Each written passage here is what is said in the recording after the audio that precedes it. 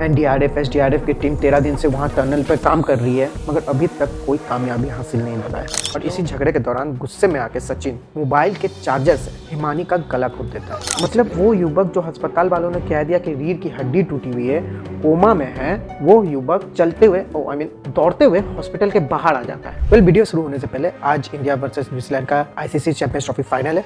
Team India all the best.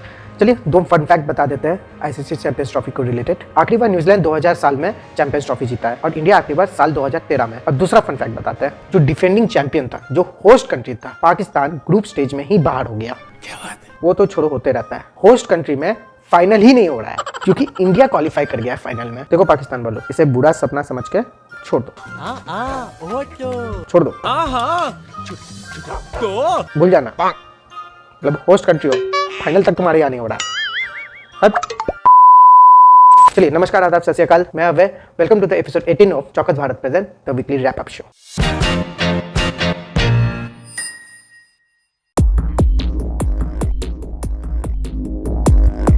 तो समझिए 13 दिन तक आप अगर एक कमरे में बंद हो और आप बाहरी दुनिया से कोई कांटेक्ट नहीं बना पा रहे हैं और बाहरी दुनिया भी आपसे कोई कांटेक्ट नहीं बना पा रही है। कुछ ऐसा ही हाल तेलंगाना में हुआ है, जहां 8 वर्कर्स ट्रैप्ड हैं एसएलबीसी टनल में, जो पार्शियली कोलैप्स हो गया था 22 फरवरी को। और आज जब हम शूट कर रहे हैं, उनका 13 दिन हो चुका है उस टनल में फंसे होने का। और एनडीआरएफ एसडीआरएफ इंडियन आर्मी लगी हुई है उनसे बस कांटेक्ट बनाने में। और 13 दिन से ये रेस्क्यू ऑपरेशन चल रहा है, मगर उनसे कांटेक्ट नहीं बना पाए हैं।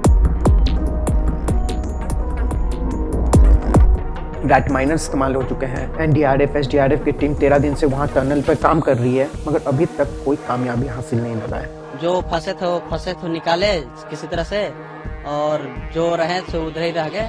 मतलब 8 आदमी वहाँ पे रह गए और उनका भी सर्वाइवल का चांसेस अगर जाना जाए तो 1% है। अब देखना यह है कि क्या ये रेस्क्यू ऑपरेशन कामयाब हो पाएगा कि नहीं, क्या वो 8 लोग बच पाएंगे कि नहीं। उम्मीद करते हैं कि जल्द ही उन्हें बचा लिया जाए।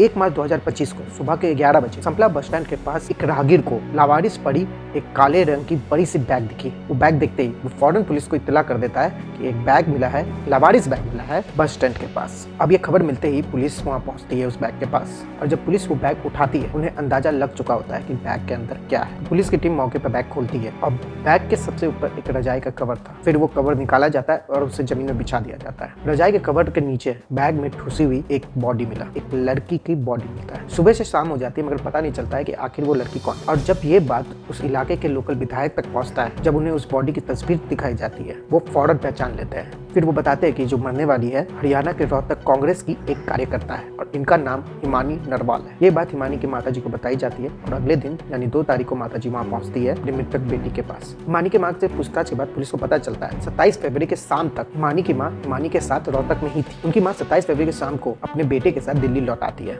और फिर 27 फरवरी को रात में भी उनकी बात होती है उनकी बेटी से। तब उसने बताया कि 28 फरवरी को एक कांग्रेस पार्टी का रोड शो है, जहाँ वरिष्ठ कांग्रेस नेता भूपेंद्र सिंह हुड्डा भी मौजूद होंगे और ये हिमानी और उनके माँ की आखिरी बातचीत थी। फिर उनका मोबाइल बंद हो जाता है, जो कि अमूमन कभी होता नहीं था। हालांकि पता चलता है कि 28 फरवरी को ऐसा कोई रोड शो नहीं था जिसमें भूपेंद्र सिंह हुड्डा जी आने वाले थे। तो फिर क्या हिमानी ने अपनी माँ से झूठ बोला था?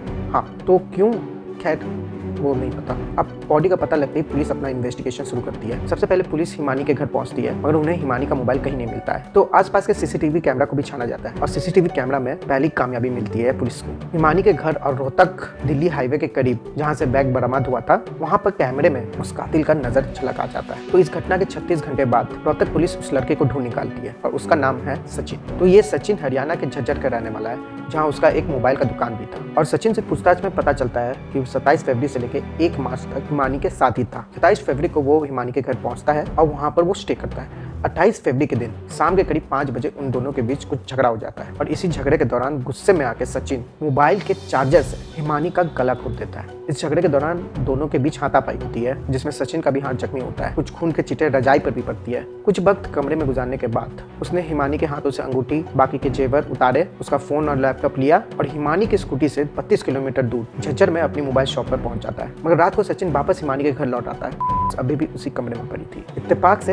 हिमानी के कमरे में एक बड़ा काला रंग का बैग रहता है और जैसे ही सचिन को यह बैग मिलता है, उसी बैग में हिमानी को किसी भी तरह ठूस देता है। इसके बाद खून लगी रजाई कवर को भी उसी बैग में ठूस देता है। उसके बाद वो बैग लेके वो एक ऑटो पर बैठता है और रोहतक दिल्ली हाईवे के पास करीब बस स्टॉप के सामने उतर जाता है। फिर ऑटो वाले के जाने के बाद वो पैदल ही हाईवे के करीब फ्लाईओवर के नीचे एक सुनसान जगह में पहुंचता है, जहाँ वो बैग वो डिस्पोज कर देता है। अब यहाँ तक की कहानी जो पुलिस ने बताई वो आपको हमने बता दिया, मगर जब पुलिस वालों से ये सवाल पूछा जाता है कि मोटिव क्या है हिमानी के मर्डर का, सचिन ने आखिर ऐसा क्यों किया, इस पर पुलिस कोई जवाब नहीं देती। देखिए, हिमानी नरवाल एक पॉलिटिकल पार्टी से जुड़ी हुई थी, तो क्या इस कत्ल के पीछे कोई राजनीति वजह थी, क्या पॉलिटिकल राइवलरी थी, या इस कत्ल के पीछे कुछ और ही वजह है जो पुलिस खुद कंफर्म करे बिना पुख्ता सबूत के साथ तभी जाके वो बताएगी। ये मर्डर एक तरह से समझे सॉल्व हो गया, मगर सचिन का मोटिव क्या था, हिमानी की हत्या करने का मोटिव क्या था, ये अभी भी पता नहीं चला है।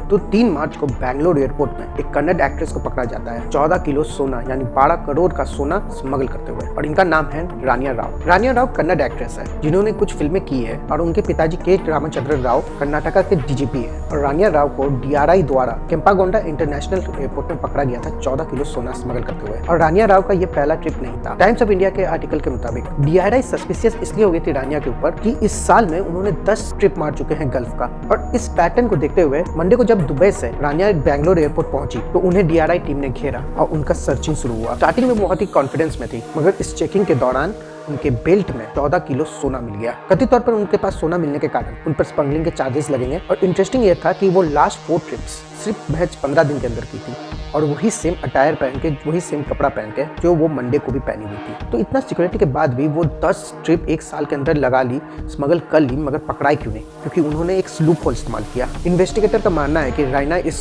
तलाशी को स्किप कर पाती थी एक प्रोटोकॉल के कारण, मगर ये प्रोटोकॉल सीनियर ब्यूरोक्रेट्स के लिए था। मतलब जो सीनियर ब्यूरोक्रेट्स है उनको फिस्किंग करके सर्च नहीं किया जाता है। तो इन्वेस्टिगेटर का मानना है कि प्रोटोकॉल ऑफिसर आता था, उन्हें टर्मिनल के पास मिलता था और उन्हें एयरपोर्ट से बाहर स्कॉट कर देता था, इंश्योरिंग की फिजिकल स्क्रीनिंग से वो बच पाए, और फिर एक गवर्नमेंट गाड़ी से उन्हें पिक किया जाता था टू अवॉइड एनी स्क्रूटनी। मतलब अगर आप रानिया को पकड़ चुके हैं तो ये प्रोटोकॉल ऑफिसर को भी पकड़ना बहुत जरूरी है, क्योंकि आज भले ही गोल्ड होगा, कल कुछ और भी हो सकता है।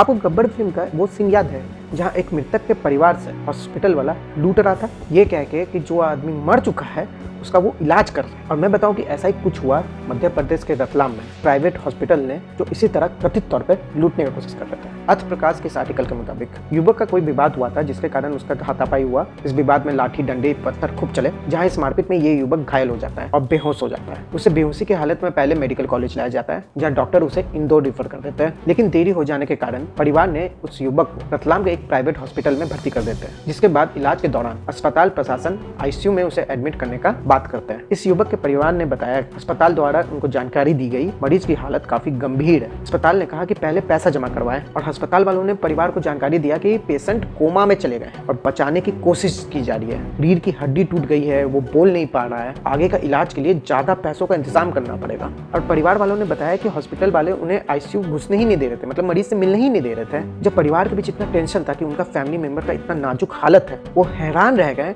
जब अचानक मरीज यानी वो युवक आईसीयू से दौड़ता हुआ बाहर आ जाता है।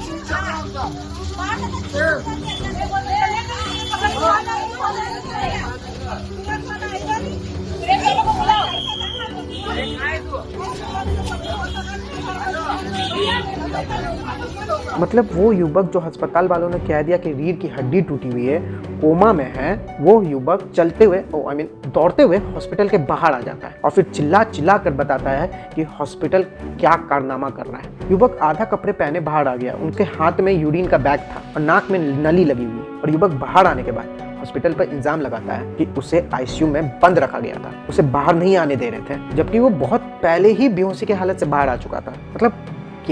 मतलब हॉस्पिटल में लोग जाते हैं अपना जान बचाने के लिए, और यहाँ हॉस्पिटल वाले जान बचाने की जगह लूट मचा रहे हैं, जितना हो सके उससे पैसा लूट सके। और वही है सोशल मीडिया का पावर। जब ये वीडियो जम के वायरल हुआ और सोशल मीडिया से जब जानकारी मिली, chief medical and health officer को उन्होंने 3 मेंबर की कमेटी बनाई है जांच के लिए। उन्होंने मरीज का शिकायत दर्ज किया, उनके परिवारों का शिकायत दर्ज किया, अस्पताल का सीसीटीवी फुटेज भी जमा कर लिया गया, और वहाँ के अस्पताल के जितने कर्मचारी हैं, प्रबंधक है, उन सब का बयान लिया जा रहा है। और अगर अस्पताल इसमें दोषी पाया जाएगा तो उन्हें कड़ी से कड़ी सजा मिली जाएगी। वहीं इस पूरे मामले में मध्य प्रदेश के स्वास्थ्य मंत्री राजेंद्र शुक्ला का भी बयान सामने आता है, जहां उन्होंने कहा कि रिपोर्ट दर्ज होगी, जांच होगी, और जांच में अगर आरोप सही पाया गया तो ये मामला बहुत ही गंभीर है और इस पर अस्पताल को नहीं छोड़ा जाएगा अगर उनको दोषी पाया गया।